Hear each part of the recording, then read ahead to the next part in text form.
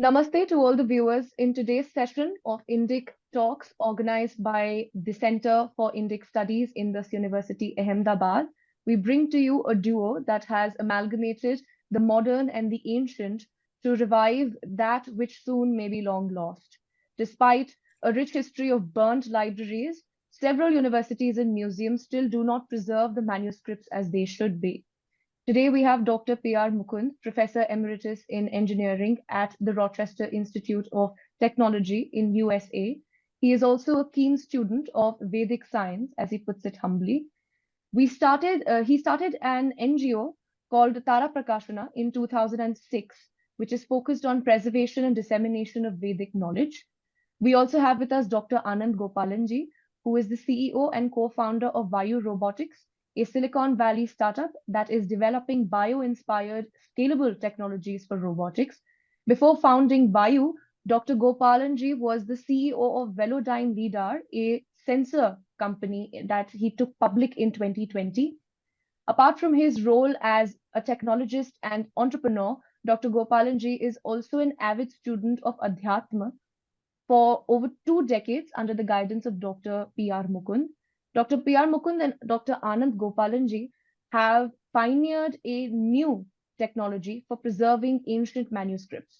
This technology brings to bear modern technologies in additive manufacturing to create an automated process for recreating our ancient palm leaf manuscripts in a 3D plastic equivalent that can withstand high temperatures, is moisture and degradation resistant, and can be preserved for hundreds of years. The plastic manuscripts can be visually read, similar to the original palm leaf equivalents, but can be created using the state-of-the-art 3D printers automatically. I request Dr. Anand Gopalanji and Professor Dr. P.R. Mukundji to take over from here to elaborate on this. Thank you very much, Ojasvi. Good evening to any participant from Bharat, and good morning to any participant from US. I should mention that special good morning to Anand, because it's 5:30 in the morning for him. So he's in California. At least for me, it's 8:30 in the morning, but for him, it's 5:30 in the morning. So very happy to be here. And I want to thank you, Ojasvi, for organizing this session. At the outset, I want to clarify one thing, which is that this particular technology that we're going to talk about today, it's not a new technology. We did not invent that. It's an existing technology, and a lot of people have worked on it and used for many, many applications. What is new is the application, not the technology. So going back, actually, Anand, can you start the slides if you don't mind? Yes.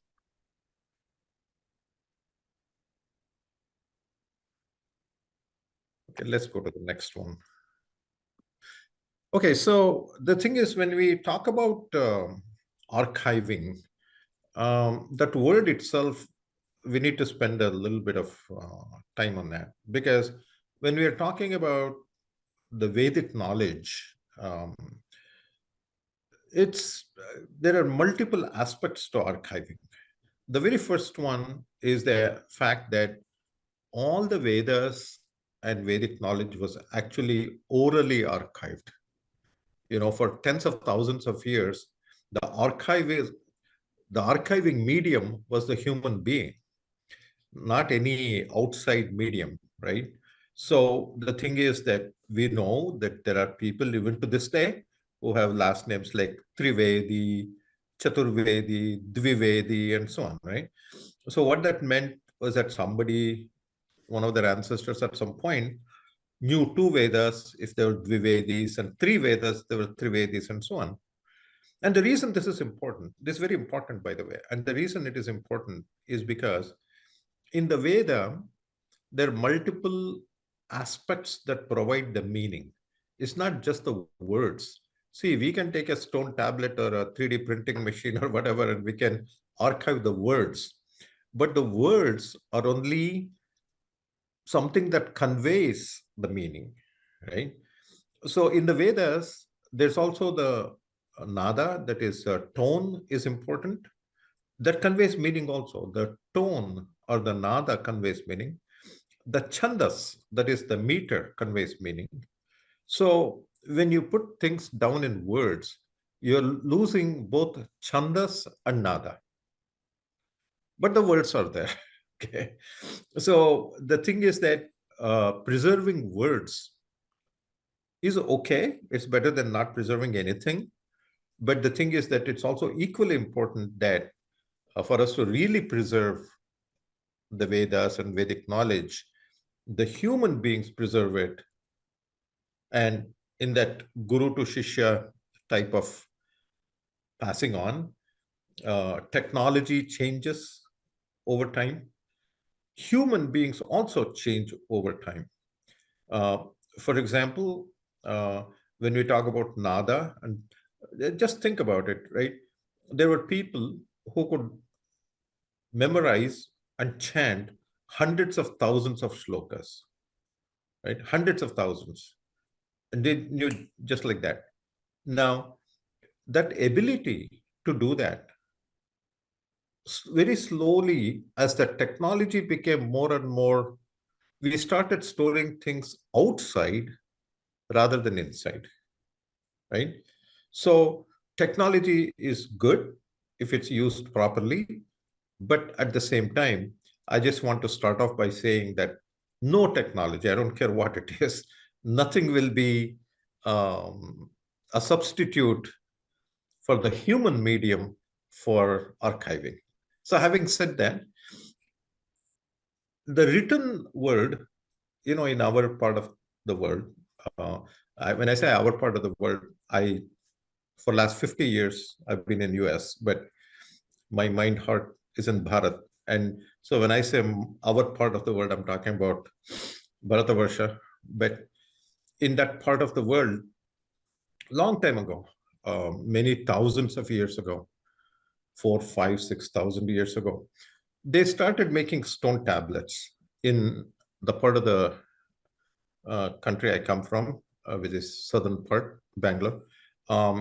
We call it, in Kannada, we call it Shasana, right?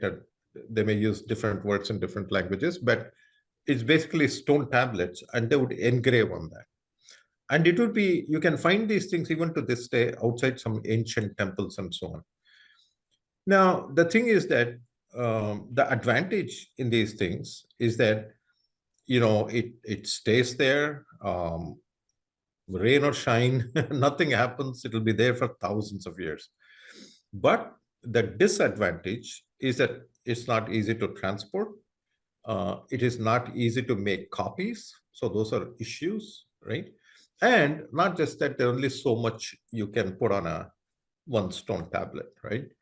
So from that, we progressed over time to various things, metal plates, palm leaves, tree barks, and so on, right? Depending on which part of, like again, in the south along the coastal region, because there are a lot of palm trees, they were using palm leaves, dried palm leaves as the medium for storing things.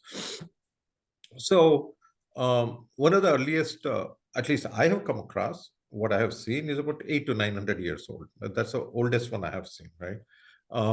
But the thing is that that was prevalent until just a few hundred years ago, until paper came on the scene. And paper has been around for a while, but printing technology came on the scene.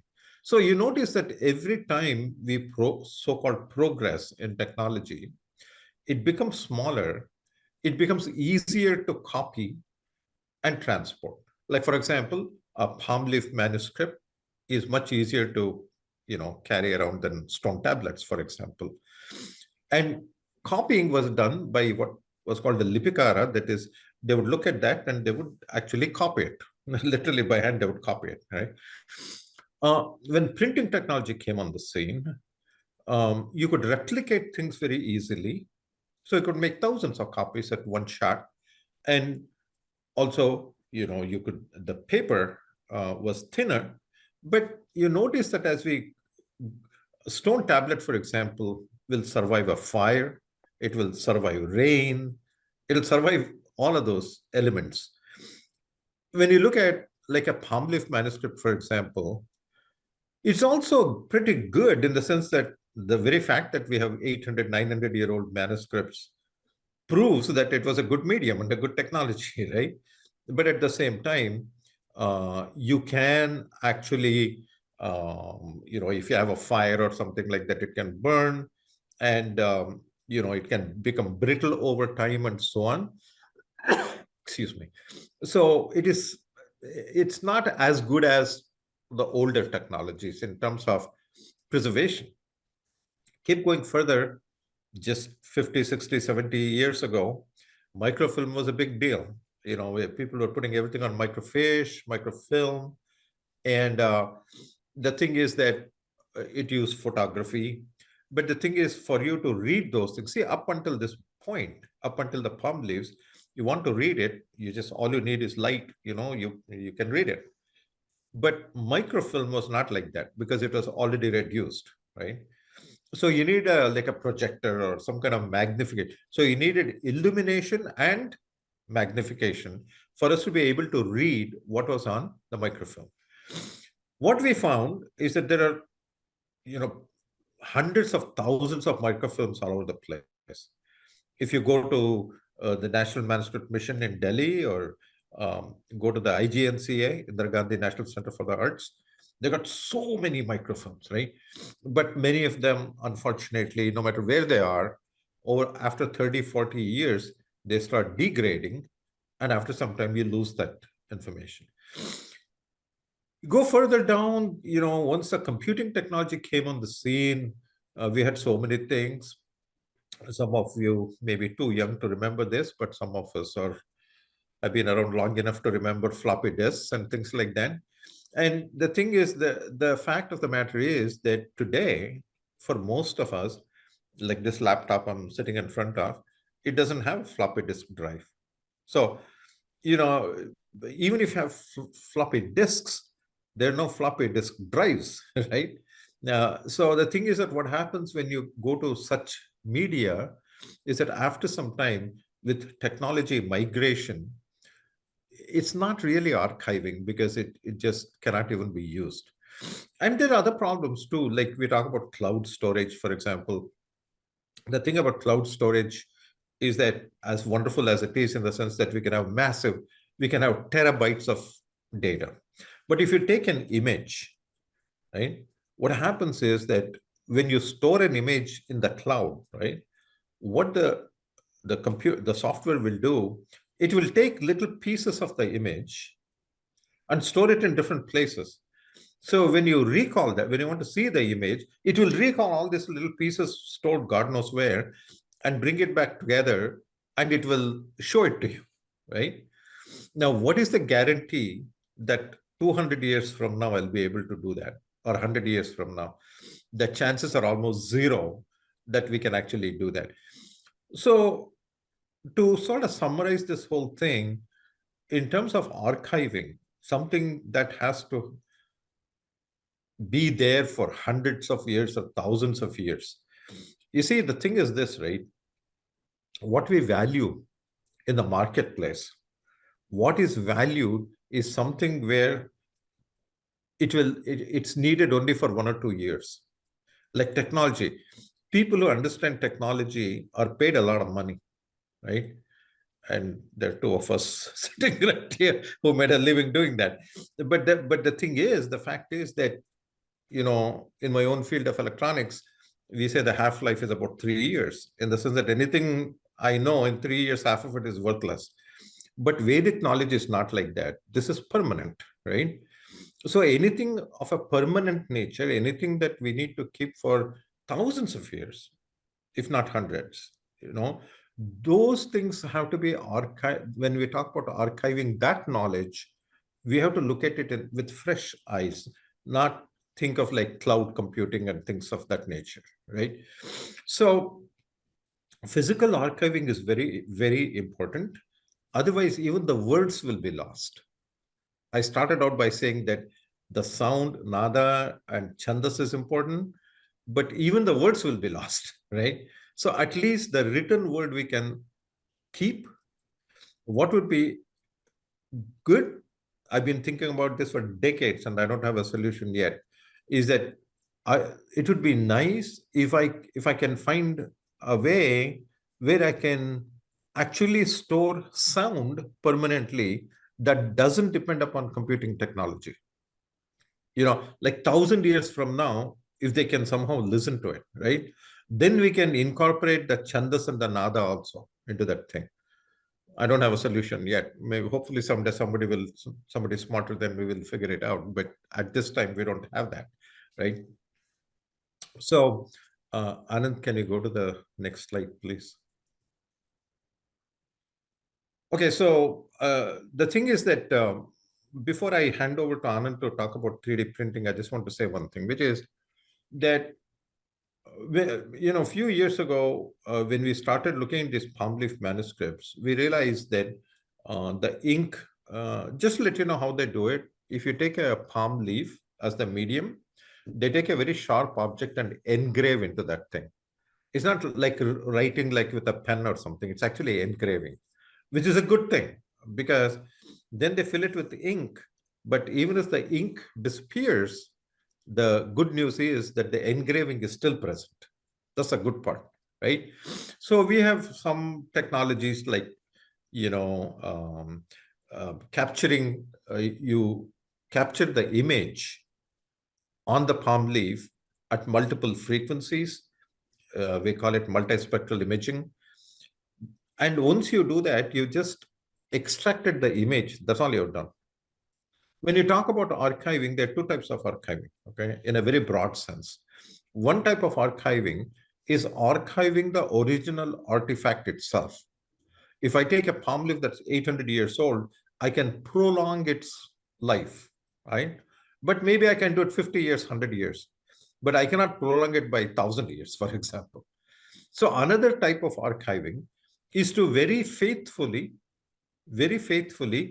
getting the image that's in the physical image that's in the palm leaf, extracting that and archiving it in another medium that will last for a long time.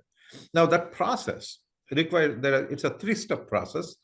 One is extracting the image. Again, I want to stress on that word faithfully, so because we don't want to lose any information or alter it in any way.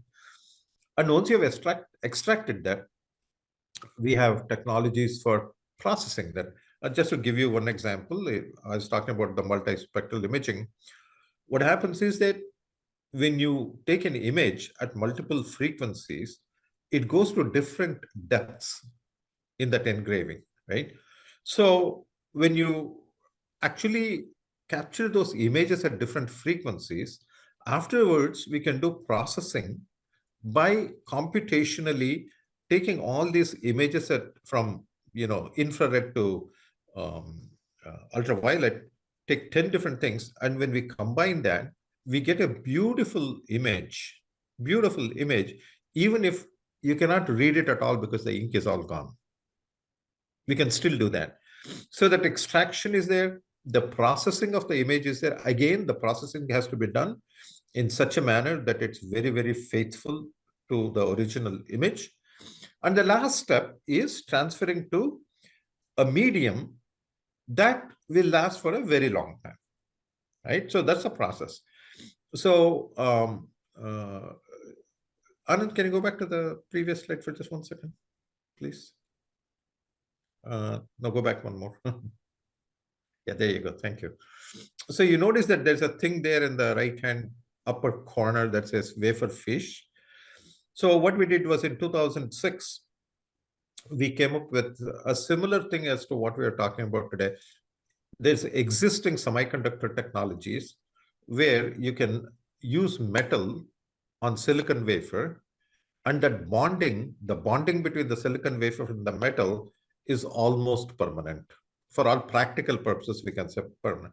500 to 1,000 years, nothing will happen. Okay, you can take it to high temperatures, nothing will happen. Moisture won't do anything to it. That's all fine. There are two problems with this. The first one is that it is reduced a lot. We used to reduce it 50 times. So in order for you to read it, you don't need any software, nothing.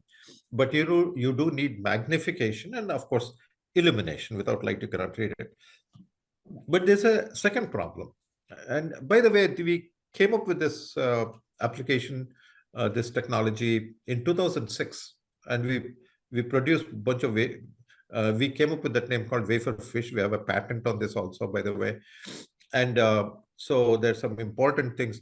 Just to give you one example, the oldest Bhagavad Gita, written Bhagavad Gita manuscript is unfortunately not in Bharat, but it's in Oxford University. So after making 2-3 trips there, I was able to get the image. We put on a wafer fish, and I gave it, this was a few years ago. I don't remember the exact date, pre-COVID sometime. I gave it to the National Manuscript Mission. So fortunately in Delhi, we have a wafer fish that is the oldest Bhagavad Gita. For a long time, we didn't even have that. It was sitting in England, actually, right? So the thing is that the second problem with this wafer fish technology, because it's a semiconductor technology, you need a clean room to manufacture. And that whole manufacturing process is expensive. Because you see, when you look at computer chips and all that, the reason it is inexpensive is you take the same thing and you reproduce it millions of times at least. That's what makes it cheap. But here, everything is unique, right? We are only making 1 or 2 pieces, but everything is unique. So it becomes very expensive. But we didn't know what to do all these years. And suddenly, recently, 1 or 2 years ago, suddenly thought, hey, why not use additive, what is normally called 3D printing, right? So why not use that? Because it's a technology that has been proven in the marketplace. The equipment, manufacturing, everything is available. So we thought, let's take that technology and use it for this application. And that's what it's all about. And so Dr. Gopalan, who is actually, I've known him for 20 years. He was my grad student. He got PhD with me many years ago. He's also continues to be my shishya. So I asked him, can you please take a look at this and work on this and, see how this works out. And so he spent a considerable time and energy on this. And I'm happy to tell you that actually it works. And so we're going to be implementing this. We got a patent on this as well, by the way. By the way, if you wonder, why do you keep, we have no commercial interest in this, just to let you know. We don't make money or anything like that. We run a non-profit trust and we have zero interest in making money. That's not the point. The only reason we do this is that we don't want other people to turn this, because we do it with no expectations, without, expecting money and all that. We don't want somebody else to take this away and turn it into a commercial enterprise. We want it to be non-commercial, where knowledge is saved for the sake of saving it, not for any other purpose. That's the reason we get patents on this. But anybody who wants to do this, welcome to contact me, and I'm happy to share it with other people too, right? So we have no commercial interest in this. So I want to hand over to Anand and let him explain the details of this technology, and then I'll come back later and say a few words. Anand, over to you. Thank you, Dr. Mukund. Namaste to all the listeners. I'm very grateful for the opportunity to work on this under Dr. Mukund's guidance, and we have some very interesting technology that hopefully can take this preservation forward. So as Professor Mukund was saying, there are 2 halves effectively to the preservation archiving of manuscripts process. The first half is extracting the information that exists in 3-dimensional form in these palm leaves, because they've all been engraved. And that's where we came up with this multispectral imaging method, which creates essentially a composite image using all the different layers that are there in the palm leaf. Now, the second half of this is, how do you take that image and put it in a medium that lasts for a long time, that is easy to use, that can be readily readable, and so on. Over the past, I would say, 2 decades, even though the idea of 3D printing has been around since the 70s, over the past couple of decades, 3D printing technology has come a long way to the point where today 3D printing manufacturing methods, what are called additive manufacturing methods, are used in a variety of very high reliability and durability applications like aerospace and automotive, where you have very difficult requirements in terms of how long something needs to last. So these methods have come a long way since then. And the reason that this is an important tool for archiving is because of this idea that the information needs to be preserved in three-dimensional structure. If you look at how our ancients thought of the palm leaf technology, it's really unique in that it's not just a two-dimensional print on paper, as Dr. Mukund was saying, it's a three-dimensional engraving. And so that even if the ink itself degrades, the three-dimensional structure of the text is preserved in the manuscript. So the same idea we wanted to apply for any future preservation, where not only did we want to have just a two-dimensional text, but three-dimensional structure. And obviously, additive manufacturing methods are a really good tool for doing that. As you have seen more recently, not only have these methods become very widely used, they have come down significantly in cost, and they have increased significantly in accuracy, allowing us to do things that are very good for preserving these manuscripts. There are a variety of different materials actually today that can be used for 3D printing, all the way from very inexpensive things like plastics to very expensive things like metals and even biomaterials. Each of them have advantages and disadvantages, as everybody knows. For the purpose of preserving manuscripts, interestingly, we have realized that plastics are actually a really good material. And in a sense, this is taking the big disadvantage that plastics have and turning it into an advantage. All of us know that plastics have this big disadvantage, that is, they're not biodegradable. So, we are all familiar with the fact that plastic bags and so on, when they're left in the environment, they don't degrade. But now we actually can turn that into an advantage for the purpose of archiving, because now we want something that is not biodegradable, that can actually last for several centuries. And plastics actually can provide that as a very big advantage for this. The other big advantage of plastics is actually cost. As I'll show you in a second, the process we have developed, the cost per leaf of this manuscript can be as low as 40-50 rupees or $50 or something like that. So because the cost of the material is very, very cheap and very inexpensive, and it's available everywhere. So for these reasons, plastic is a very good material. We also are looking at some other materials like nylon, which also has some really good properties.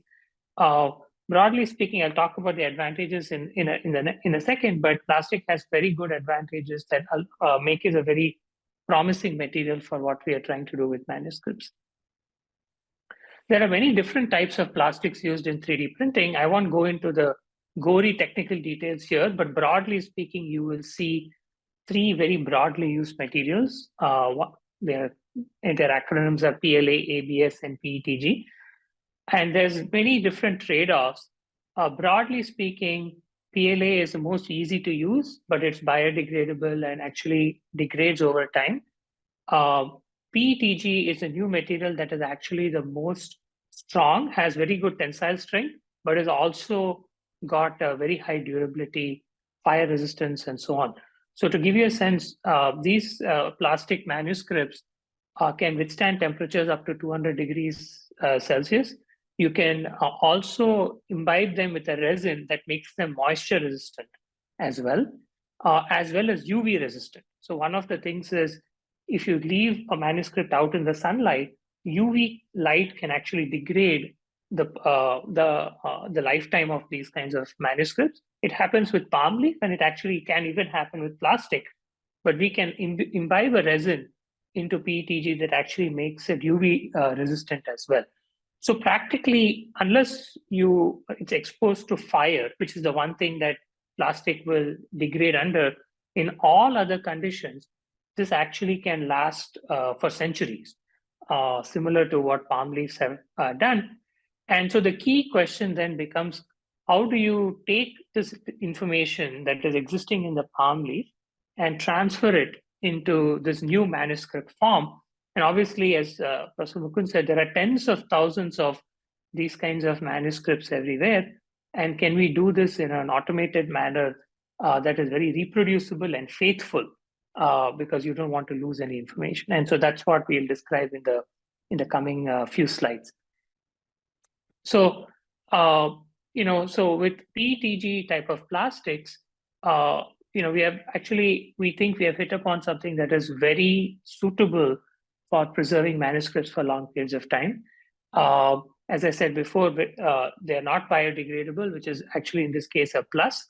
They're very resistant to a majority of environmental conditions, so they're very environmentally stable.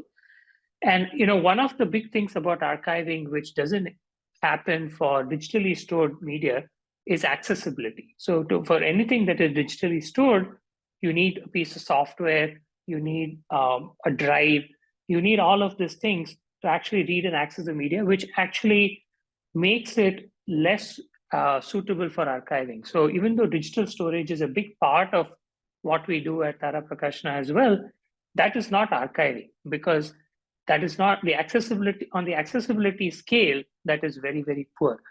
So the advantage of what we have developed is it can directly be read. And in fact, there is even no miniaturization. So the palm leaf, effectively, the plastic palm leaf looks something like this. Essentially, it looks essentially like a plastic equivalent of what one of our palm leaves, ancient palm leaves would look like. And effectively, you can read it like you would read any other medium. And that accessibility is actually a very important factor. It's Anand, also very versatile. Sorry. Can I interrupt you? I'm sorry to do Yes, this, sir, please. but I just Please, want to no, of add course. something. I just want to add something to what you said, which is that you're talking about accessibility.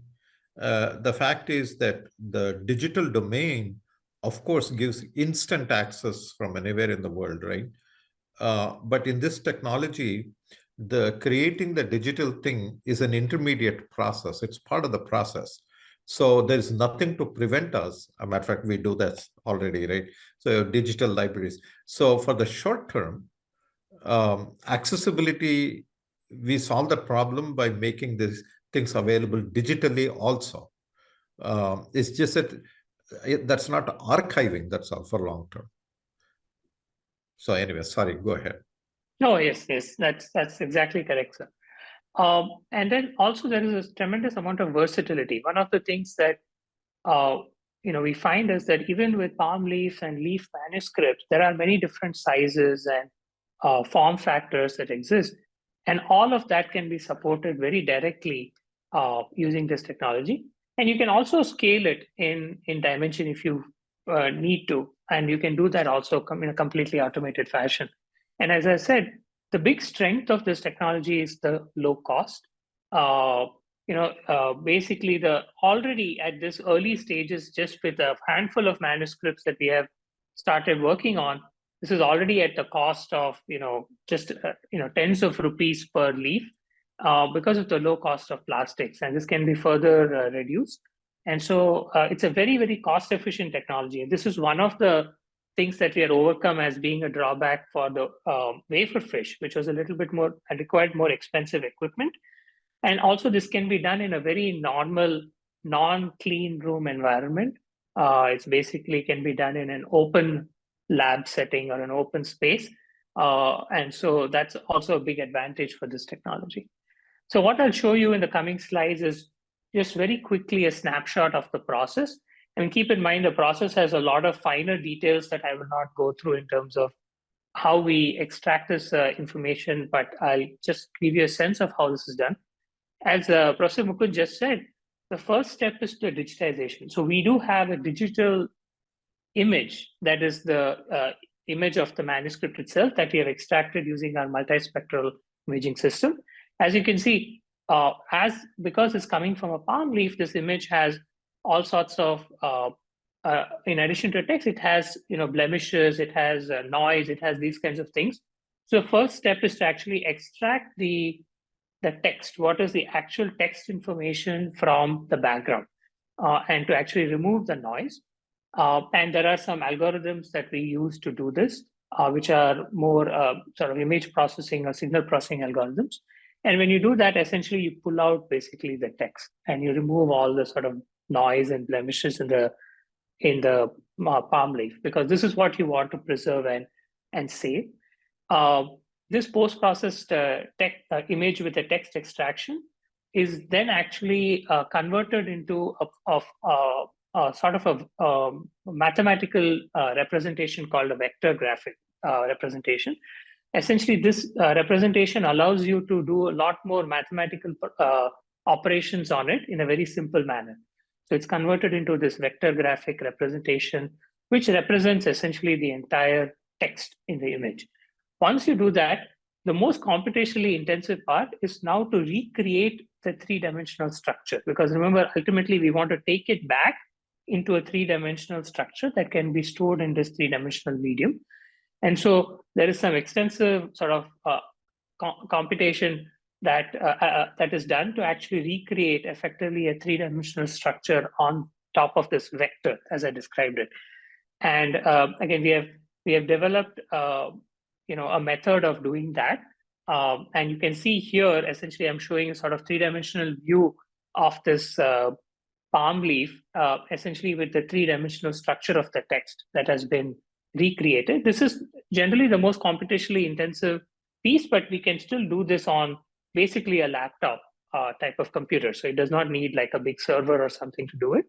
And then once you do this, now comes the key part of transferring this into a format that a 3D printer can understand, but also more importantly, specifying how the 3D printer can recreate the structure. So so in the 3D printer has many different ways it can print, but in order to recreate the palm leaf in a manner that is actually can last for a long time, there are some very important parameters such as how much material you fill in the three-dimensional walls, what gaps you have, how do you deal with gaps between the substrate and this three-dimensional structure, and so on. I won't go into the details, but we have really spent a lot of time understanding and figuring out how these parameters need to be set so that when the 3D printer actually takes this information and then reproduces it, it creates effectively something that is like a palm leaf, can last for a long period of time.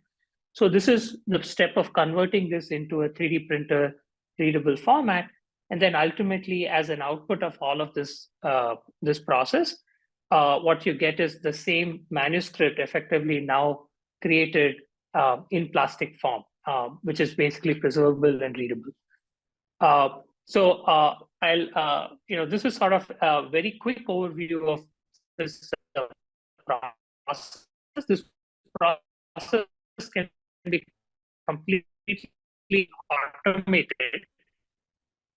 So ultimately, the idea is that we can take this incredible library we already have of palm leaf manuscripts that have been digitized using our multispectral system, and then put it through this process, and for very low cost, create these very readable reproductions of our formats. And with this, I'll end my talk by just showing you a video. Oh, sorry, Dr. Mukund, please go ahead. I just want to say that this image that you're showing, we are making it so simple, but 50 years from now, 100 years from now, this is actually a revolution in terms of archiving. So you're looking at something that is going to, in a way, I hope, revolutionize the archiving of the Vedic knowledge, right? And this is the first time we are looking at that. We're actually looking at that, right? And I think it's in a way, I mean, I'm not trying to say anything great about any of us. We are ordinary people, but just from the knowledge perspective, I would like to use the word jnana, from the Vaidika jnana perspective. This is a revolution in a way. Like, just like imagine if you could go back in time when somebody, we don't know who, figured out that, hey, I can store these things on palm leaves, and the very first palm leaf was written. This somewhat like that. So I wanted us to appreciate the moment that this is something historic. That's all. Go ahead, Anand. Thank you. So in the next slide, I'll just show you a video of this process that we have developed, and then I'll hand off to Dr. Mukund to tell us a little bit more about our activities. So this video just describes this flow that we have created to go from this image, as I said, which is derived from the multispectral system. And you will see sort of how we are able to extract the text. And the text is now independent of the background. It's completely, we have removed a lot of the noise in the text, and it's effectively converted into what we call a vector graphic format. And we are able to then, with computation, be able to create or recreate three-dimensional structure on top of this text. And so you can see effectively now this has become a three-dimensional view of the palm leaf, if you will, on a substrate. And there's specific parameters around the thickness of the substrate, the thickness of the text, which are very important to ensure reliable reproduction. These are some of the details of the process. And now you can see it has been converted into layers. And each of these layers is what will be printed by the 3D printer. And you can actually see now the 3D printer effectively creating this sort of a palm leaf or recreating this sort of the manuscript by printing it. And the thing is, you can you can optimize this process so that you can recreate these in minutes versus in hours. And then, as Professor Mukund said, the final result is this new reproduction of this manuscript that we have created here. So thank you very much for the opportunity to describe this, Professor Mukund, and I'll hand it off to you after this. Thank you, Anand. Yeah, I just want to take a few minutes to share with people who are listening or might listen the recorded thing in the future also about our organization and many aspects of what we do.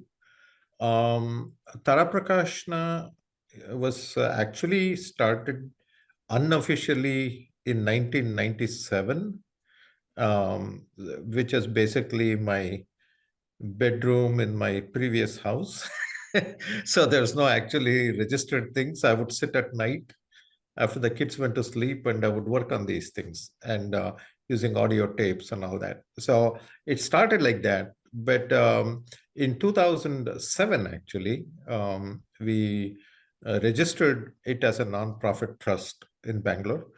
And the person you see sitting on the left, the older gentleman sitting there, he was actually my guru. His name is Dr. Bananjay Govindacharya, a very well-known Vedic scholar of recent times. And he is no longer with us. He passed away about 3 years ago. But that particular manuscript that we are working on at that time, that picture was taken, was the original works of Acharya Madhva, that is 800 years old, called Sarvamula Grantha. So this whole thing started with that. And we have come a long way. And the image that you see on the right-hand side is the multispectral imaging system. To the best of my knowledge, I don't know this for sure, but to the best of my knowledge, we have the only one in India, I think, but I'm not sure about that. There may be somebody else who has it.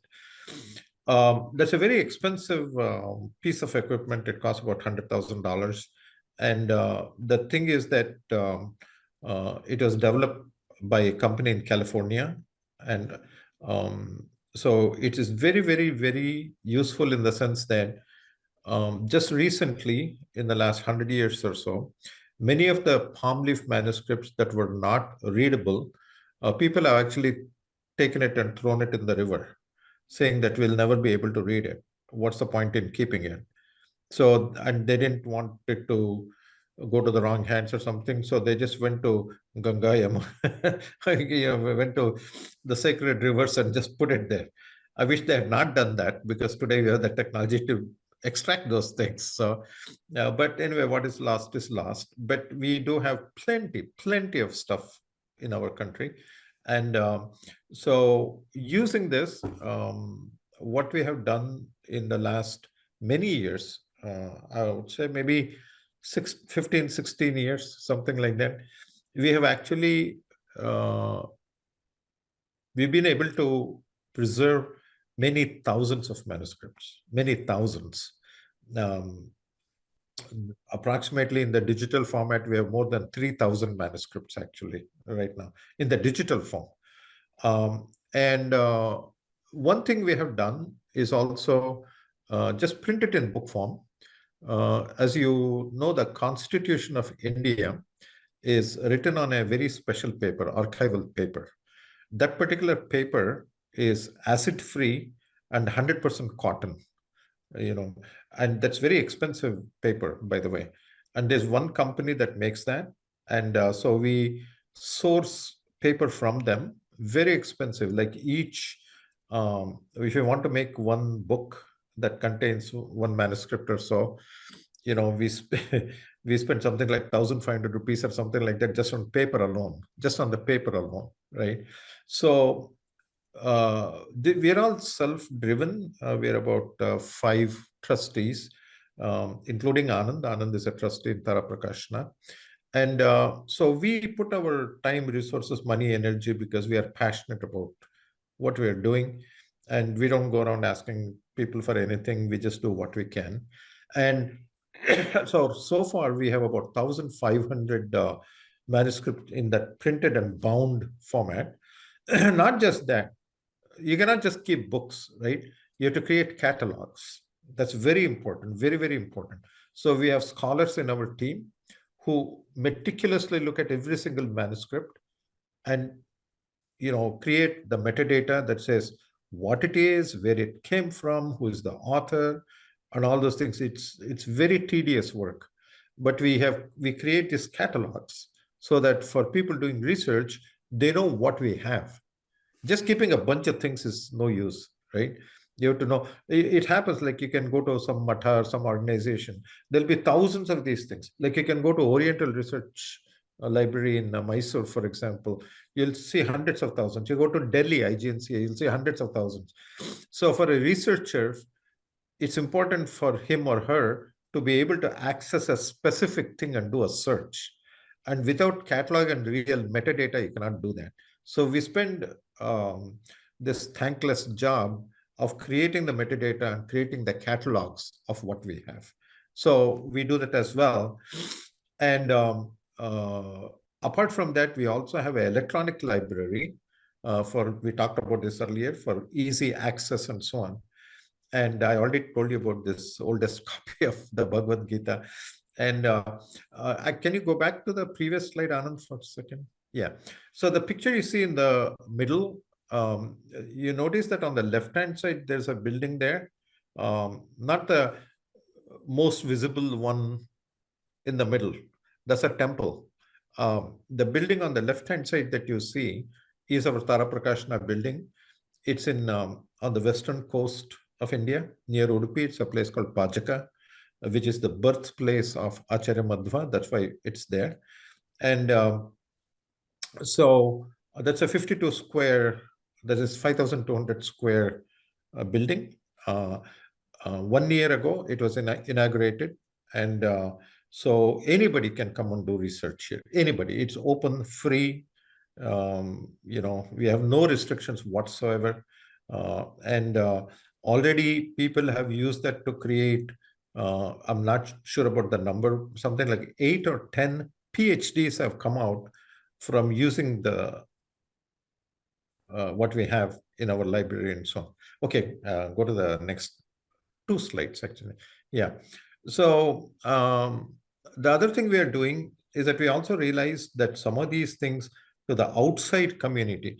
See, the problem is that once you come outside Bharat, right, the academics don't really know all the stuff that we have because there are narratives. There are narratives in the world that say all kinds of things, right? And we want to rectify those narratives. We don't want to create new narratives, but we want to rectify the narratives so that people know what the truth is. And the truth is that we have a lot of amazing knowledge. That's the truth. And so one of the things we are doing, we started a project. It's a 15-year project. We started about a year and a half, 2 years ago, where we are taking the original teachings of Acharya Madhvan. There are about 37 works, and each one of them we are creating a very, very detailed, well-researched work in English, a commentary, and critical study of each work. And we've already published 4 of them. So that's an ongoing thing. And the other thing also, some time ago, I came up with a few things. My personal, people I work with are young people, because today there are a lot of young people who are technically very well qualified, smart kids, and many of them, like Anand, for example, would come to me for graduate studies and research in engineering.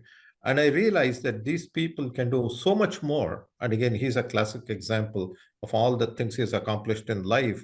If only we, on top of the technical, modern, Western knowledge, we can superimpose our jnana on top of that. I'll give you one simple example.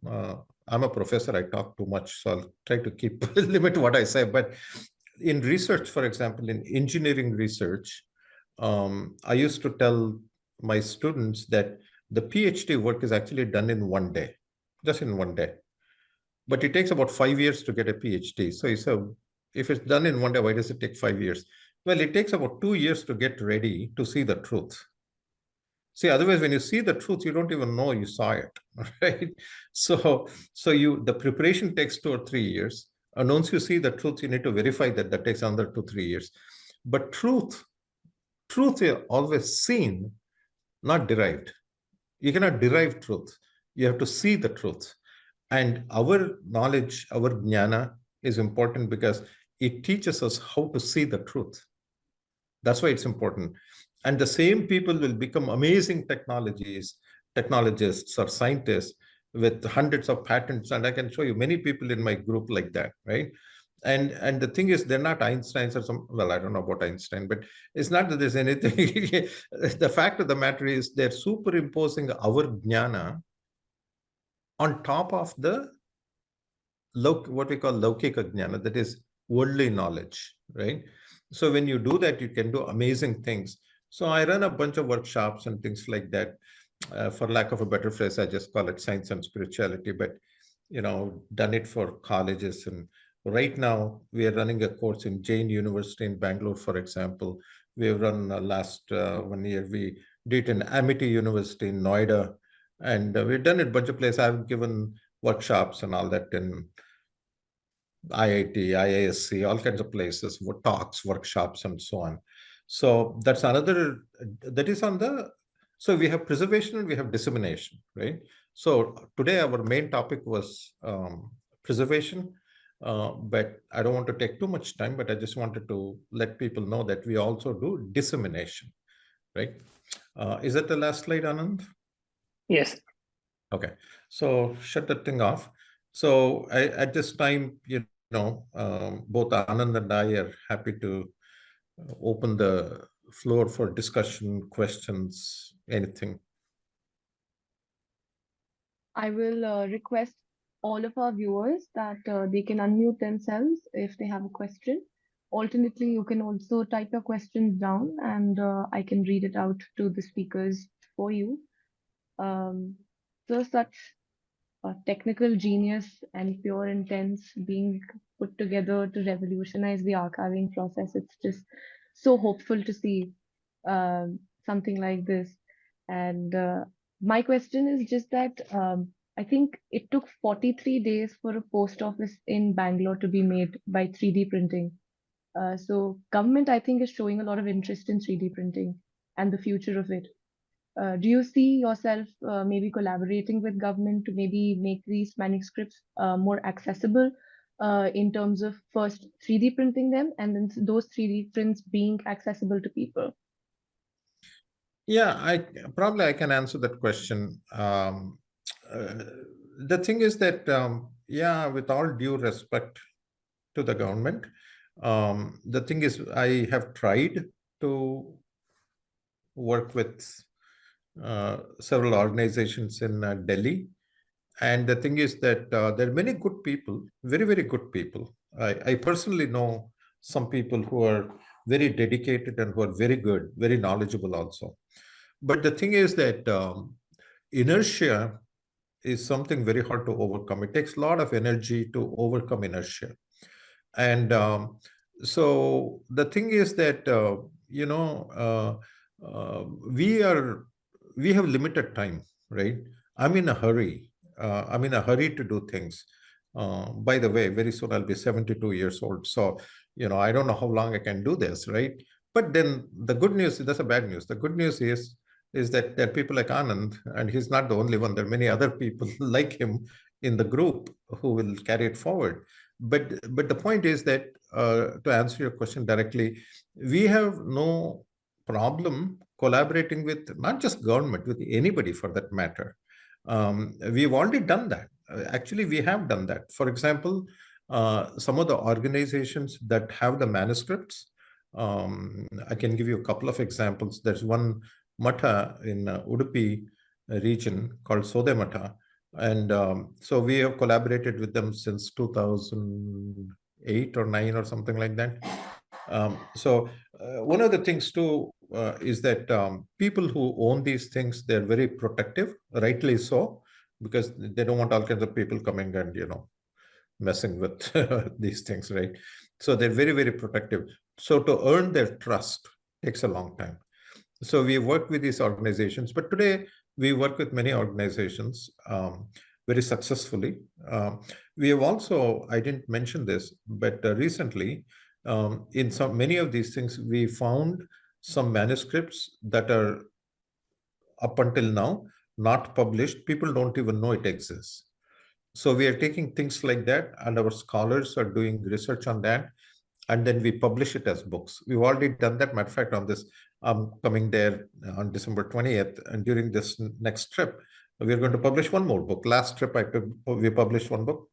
So we bring out things that have not been published so far. So collaboration is something we are very keen on, including the government. And but anybody who's listening from the government side, if there is somebody listening or anything, yes, we are always open to collaboration. The only thing is that long-term, governments are intertwined with politics, and we are academics, researchers, academics. We're not politicians, and so we work in a particular way. That is, we have a single-minded focus on getting the work done. That's all. We don't understand other things. And I don't say that in any negative ways. Just that that's who we are, and so if some interface can be brought, and there are some politicians who have done that. I can just mention one name. I guess it's okay to mention. There's a member of parliament from Mysore. His name is Pratap Simha, and he took me to ORI once, and initiated something. So the thing is that, yes, we are very open, and if there is anybody who is interested, definitely they can contact us and we can take it forward. We have this one question from our viewer, Sunita Koparji, who says, are there tasks that can be accelerated through volunteering? So these collaborations don't necessarily have to be inter-organizational. How about as individuals? How can we be a part of Tara Prakashana? Absolutely. Matter of fact, if you look at our organization, we are all volunteers. Anand and me, We don't get paid. We matter what we put money into it. So volunteering is very welcome. Anybody. The only thing is, my experience, Ojasvi, is that sometimes people are very sincere. They are very sincere and they want to do something good. But the thing is, sustenance is very important, right? So, oh, okay, just 1 second. I thought my laptop said running out of battery. Give me 1 second. Please take your time. Please take your time, sir. I thought it is plugged in, but Anand, you can keep talking. Just give me 1 second. Yes, sir. Yeah. I think on the specific topic of this manuscript preservation, also, yes, there are areas where volunteers can be very helpful. Some of the technologies we are developing, require some human intervention to help remove certain artifacts and noise and so on. So yes, as we roll out these technologies, there are areas where people can volunteer and help with working on this data and things like that. Yeah, my suggestion is that if anybody is interested, my thing is that it's not the amount of time. If somebody can volunteer even 2-3 hours, that's fine. And we have many volunteers like that. It's just, what I'm interested in though are people who have sustained commitment, not just interest. Interest is good, but they should have the passion. And because some of these tasks, by the way, are very, I don't want to say boring, but very meticulous work, right? So, it's nice to say, oh, I'll say Vedic knowledge and all that. But if you have to sit for 4 hours doing something very repetitive and meticulous, you may lose interest in that.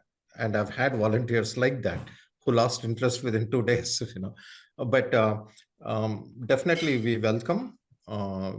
definitely welcome volunteers, and they can contact, they can go to our website. It's taraprakashana.org, and they can contact, send a message to info@taraprakashana.org, and we'll contact them, and yes, they're welcome. Another question that is coming from Om Prakash Ji, who is from Udupi actually. He's asking if this 3D printing method is only for palm leaf manuscript or other ancient artifacts as well. And is this 3D printing only for one side or both sides? Yeah. If I'm not mistaken, Om Prakash is one of our people. I know it's the same Om Prakash or somebody else, I don't know. But anyway, the answer is that no, it doesn't have to be just palm leaves. Just so that many of the old manuscripts we are dealing with happen to be palm leaves.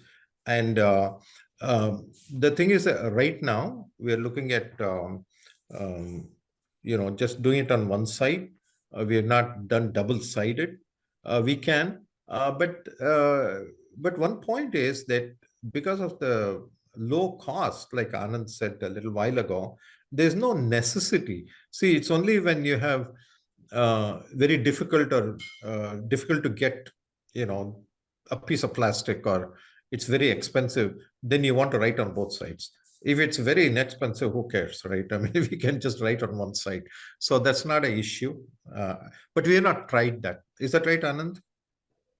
Yeah, I think generally the approach would be to do it only on one side, because the 3D printing method, it builds up the structure from the substrate itself. So generally what will happen is on one side you can create the text, but you really cannot flip it over and do it again, because it's not an actual engraving. You're actually creating that entire structure ground up. So generally, yes, one side is what we would do. And as Dr. Mukund said, cost is not prohibitive at all for us. So there is no reason for us to even try it on a second side. It's much easier to access it if it's one-sided. Another question asked by one of our viewers is, are you translating the existing manuscript in current languages of India? I believe the manuscripts are available in old age Indian languages as well. Yeah. Actually, if I may, I'd like to make a small correction to that. It's not old language. Most of these manuscripts are in Samskrita, which is the language, but perhaps the person who asked this question was maybe talking about the lipi, the script, because Samskrita has no lipi of its own. Recently, we used Devanagari, but I think that particular manuscript that Anand showed, I was just looking at that. I think that is Nagari, either Nagari or Nandanagari, I'm not sure. But the thing is that there are many scripts, right? So the thing is that the number of people who can read these scripts is not that many, but there are many scripts. There's depending on the which part of the country. Like if you go to Kashmir side, many manuscripts are in Sharda script. You go more like Uttarakhand, Nepal side, there's Nevari, there's Bangla script, there's Tulu script, old Tulu script. So many scripts are there, right? So the thing is, our goal at the first level is to just save it. We don't want the manuscripts to go away, so we save it as it is. But having said that, like I said earlier, we are also taking specific, not all of them, we're taking specific manuscripts and doing some research and then producing it in a printed form in Devanagari. Translation, there is I think, a misconception that you can take anything and just translate to Kannada or Hindi or something like that. It's not that easy. It's easier said than done, right? So we cannot do everything. We don't do translation, but like I said, we do publish things. But the number of publications we can bring out, we work on hundreds, if not thousands of manuscripts in a year. But the actual books that we publish is maybe a dozen, right? Because it takes so much time. And also it requires scholarship to be able to not only read those scripts, that's one part of it, but you should have the knowledge to understand what is written, right? So you need scholarship at multiple levels, in script, in the language, and in the content also. So our publications, we do it, but we cannot do it for every manuscript. If I may add one comment to that, Dr. Mukund. Yeah, sure. One of the things that, as Dr. Mukund mentioned, there are many different lipis or scripts that these manuscripts are written in. They all map to the Samskrita language. And so one of the things that we are working on for the future is to use some more modern AI or artificial intelligence-based technologies to do this mapping. So Devanagari is a very well understood script, and there are many people who can read Devanagari. But some of these other scripts like Tulu Lipi or Sharda Lipi are not so well. We have some scholars in our group who can read some of these, but they're not very readily accessible by the larger academic community. So one of the things we are working on is, can we create an character recognition algorithm that can map from, say, Tulu Lipi to Devanagari as an example, making these manuscripts more broadly accessible. So please stay tuned. I mean, there's more work that we are doing in that for the future. Yeah, we are working on that, and hopefully sometime in the near future, we can have another talk like this where we can talk about the AI-based tools for converting from an ancient lipi to a modern lipi. Definitely, we can do that. We are working on it. Oh, that would be great to have. Another question, actually, one of our viewers has is, can this technology help reduce cost of creating books in Braille? Oh, wow. What a wonderful application already. I guess so. That's not our focus. Anand, I'll let you answer that one. Yes, I think that's actually, it's a brilliant question, because I think the answer is yes, for sure, right? I mean, again, we had not thought of this as application, but you're absolutely right. The same technology is actually applicable for things like Braille, and cost of creating Braille books is very high because there is a lot of manual intervention that is needed. This technology would allow that to become a lot more automated. So the answer is yes. And again, we're happy to share the technology with anybody who wants to help out visually challenged people. But yes, it's a great question. Just to add one comment, first off, I'm quite happy that you mentioned that the script that you had shown was actually Nagari script because it was very hard for me to read. And I was ashamed for a moment that I'm not able to read it despite being from No, Uttar Pradesh. But my question actually is that I think you did mention it as well. Why not use cloud storage? It would be easier to disseminate as well as archive these manuscripts. So, what exactly makes 3D printing trump cloud storage? the cloud storage, Ojasvi, we sort of referred to that briefly. See, the thing is that um, you know that 20 years ago, there was no cloud storage. I'm not sure it'll be there 20 years from now. We move on to new things, right? So what happens is anything that is, there's a difference between storage and archiving. It's a one, we are comparing oranges and apples here. Cloud storage is fantastic for storage and dissemination, right? But that is not archiving.